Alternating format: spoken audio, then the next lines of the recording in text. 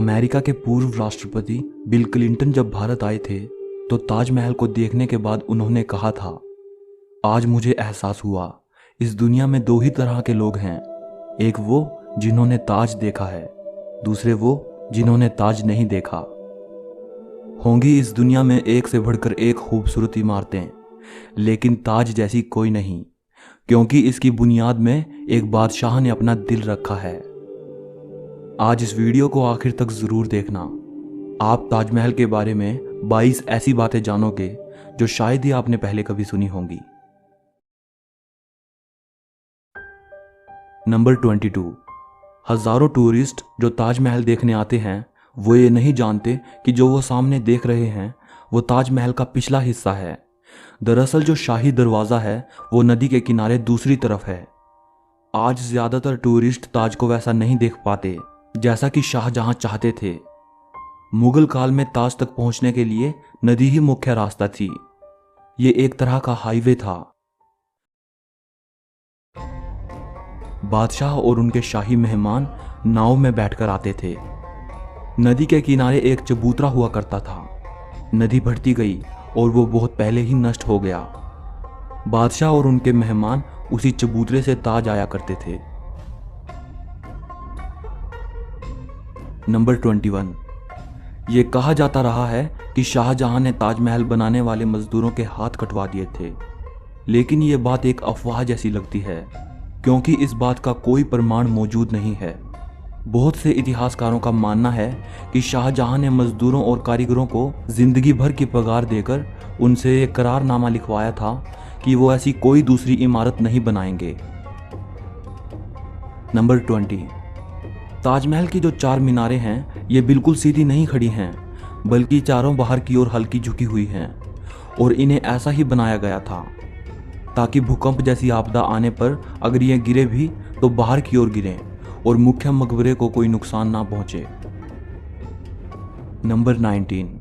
कुतुब मीनार भारत की सबसे ऊंची मीनार है, लेकिन शायद आपको जानकर हैरानी हो, ताजमहल की ऊंचाई कुतुब मीनार से भी ज्यादा है। ताजमहल 73 मीटर ऊंचा है, जबकि कुतुब मीनार की ऊंचाई 72.5 मीटर है। नंबर 18। दुनिया में जितनी भी ऐतिहासिक इमारतें मौजूद हैं उनमें से सबसे सुंदर कैलीग्राफी ताज पर हुई है। जैसे ही आप ताज के बड़े दरवाजे से अंदर जाते हो, दरवाजे पर लिखा ये सुलेख आपका स्वागत करता है। हे आत्मा, तू ईश्वर के पास विश्राम कर, ईश्वर के पास शांति के साथ रहे और उसकी परम शांति तुझ पर बरसे। ये कैलीग्राफी थुलूट लिपि में है। इस कैलीग्राफी को डिजाइन करने वाले का नाम अब्दुल हक था, जिसे ईरान से बुलाया गया था। शाहजहां ने उसकी चकाचौंध कर देने वाली कला को देखते हुए उसे अमानत खान नाम दिया, उपाधि के तौर पर।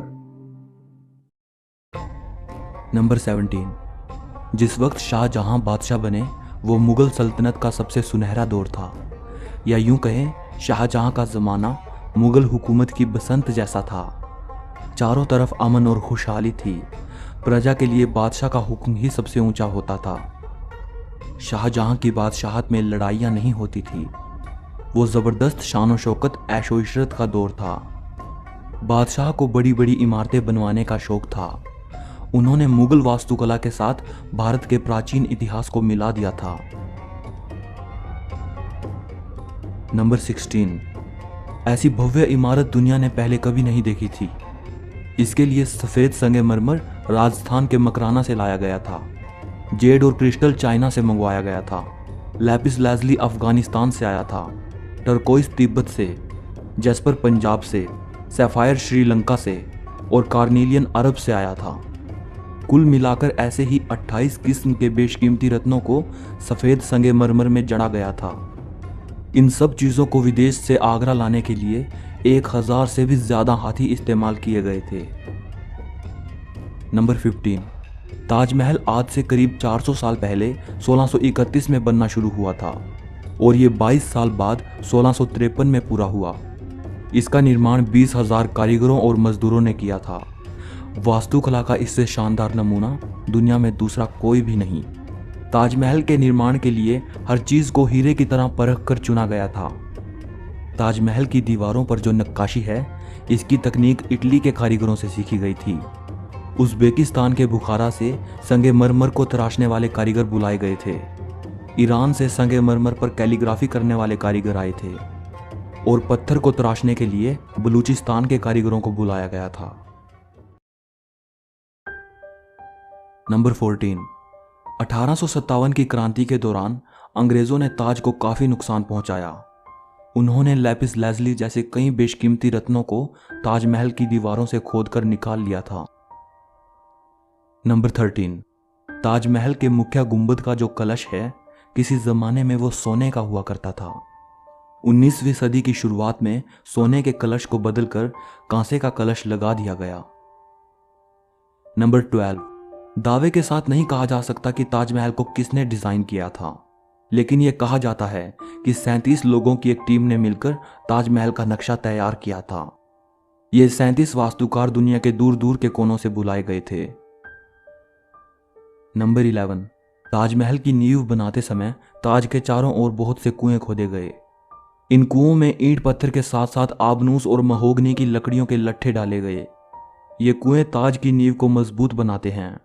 आबनूस और महोगनी की लकड़ियों में यह खासियत होती है कि इन्हें जितनी नमी मिलती रहेगी, ये उतनी ही फौलादी और मजबूत रहेंगी। और इन लकड़ियों को नमी ताज के पास बहने वाली यमुना नदी के पानी से मिलती है। यमुना के पानी का स्तर हर साल घट रहा है और लकड़ियों में नमी की कमी आ गई है। यही वजह है कि सन 2010 में ताज में दरारें देखी गई। नंबर 10। 1653 में जब ताज बनकर तैयार हुआ था, उस समय इसके निर्माण की कीमत करोड़ों में आंकी गई थी। उसी हिसाब से अगर आज ताज बनवाया जाए तो इसे बनाने में कम से कम 57 अरब 60 करोड़ रुपए लगेंगे। नंबर 9। 1989 में एक भारतीय लेखक P.N. ओक ने एक किताब लिखी थी जिसका नाम था ताजमहल द ट्रू स्टोरी। इस किताब में उन्होंने कई तर्कों के साथ ये दावा किया था कि ताजमहल मकबरा बनने से पहले एक शिव मंदिर था और इसका नाम तेजो महाल्या था। सन 2000 में P.N. ओक ने अपनी बात को सिद्ध करने के लिए ताज की साइट खोदने के लिए सुप्रीम कोर्ट को अर्जी दी थी, जिसे सुप्रीम कोर्ट ने रद्द कर दिया। आर्कियोलॉजिकल सर्वे ऑफ इंडिया के मुताबिक ताजमहल कभी एक शिव मंदिर था, इस बात के कोई सबूत नहीं है, बल्कि शाहजहां ने ताज को बनवाया था, इसके प्रमाण ही इतिहास के पन्नों में मिलते हैं। नंबर 8। एक कहानी प्रसिद्ध है कि शाहजहां यमुना नदी के दूसरी तरफ काले संगमरमर से ऐसा ही एक और काला ताजमहल बनाना चाहते थे।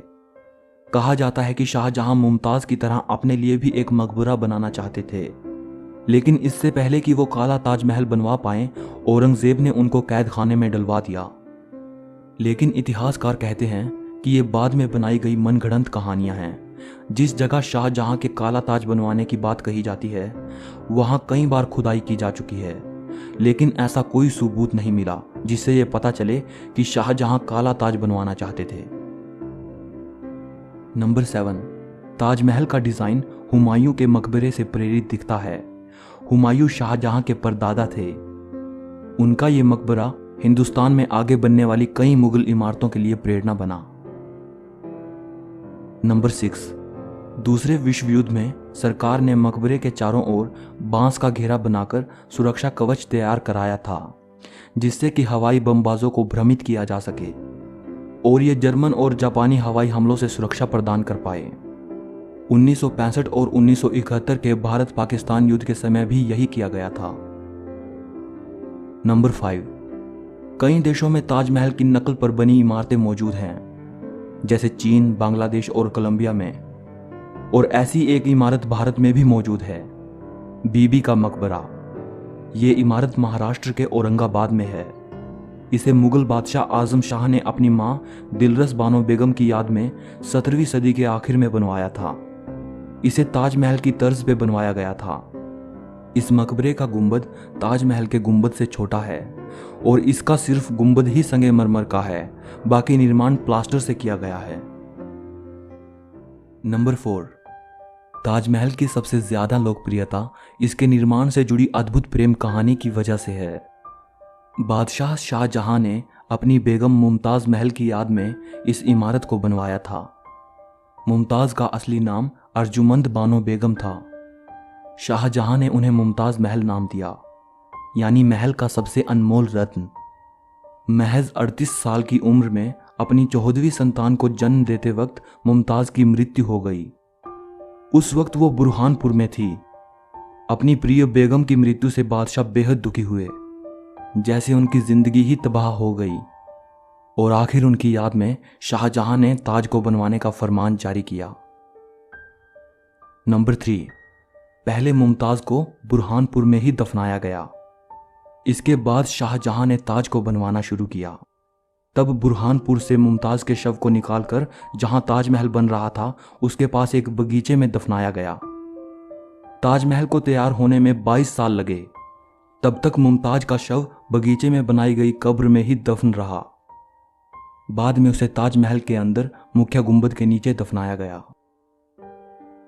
नंबर 2, शाहजहां का सारा ध्यान ताज को एक खूबसूरत रूप देने में लगा रहा।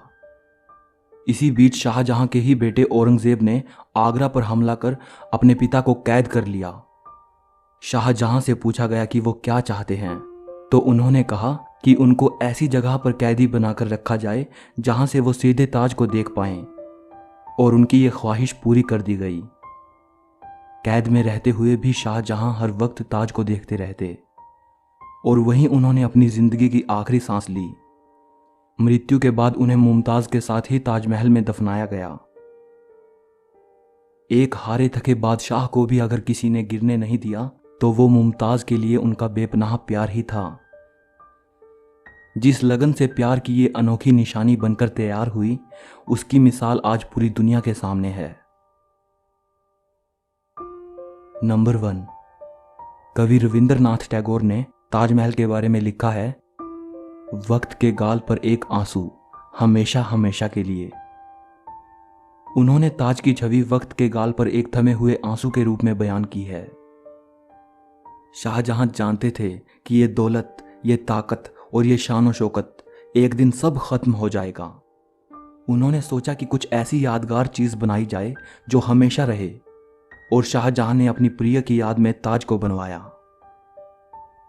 आज बादशाह नहीं रहा, उनकी हुकूमत नहीं रही, और उसकी सल्तनत को भी खत्म हुए कई जमाने गुजर गए। बस एक ताज है जिसने बादशाह की सदियों पुरानी प्रेम कहानी को खुद में संजोए रखा है। प्रकृति की गोद में चांद सी जगमगाती ये भव्य इमारत सदियों से दो प्रेमियों के प्यार की अमर कहानी सुनाती आई है, और सदियों तक सुनाती रहेगी।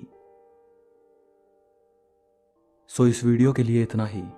अगर आपको ये वीडियो पसंद आई हो तो लाइक और शेयर ज़रूर करना। ताजमहल के बारे में या इस वीडियो के बारे में आपकी